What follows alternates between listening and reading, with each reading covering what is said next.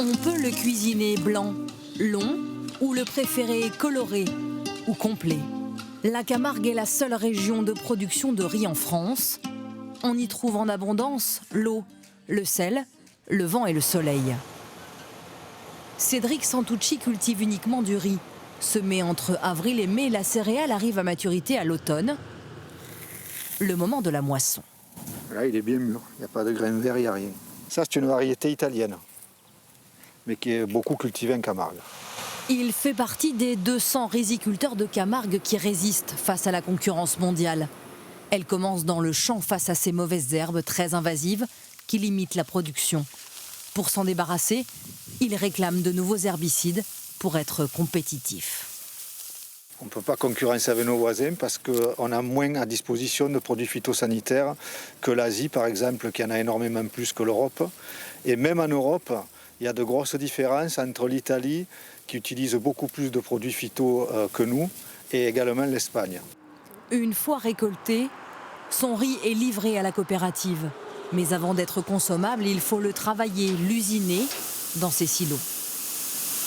Ce riz arrive du champ et il est brut. On l'appelle à ce stade-là paddy. Un riz paddy.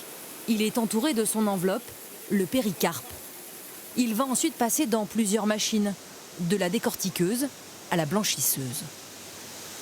Je vais vous montrer à la suite du blanchiment le résultat obtenu. Un riz blanc obtenu sans aucun ajout de produits chimiques. Ici, on transforme 5000 tonnes de riz par mois. Mais le riz de Camargue est en danger. Beaucoup d'agriculteurs abandonnent car le produire est de moins en moins rentable. Pour s'en sortir face à la concurrence étrangère, les riziculteurs misent sur la qualité, un riz haut de gamme. On est capable de produire tous les riz, des riz colorés, des riz parfumés, des riz à risotto, des riz à sushi, des riz à saké, des riz ronds, des riz moyens, des riz longs, des riz très longs. Donc tout ça, c'est ici. Simplement, il faut que les consommateurs soient prêts à payer un tout petit peu plus cher aussi. Un prix plus élevé qui n'effraie pas cet entrepreneur. Il vient tout juste d'investir dans cette usine de conditionnement. Il mise sur le changement de comportement du consommateur, prêt à acheter local.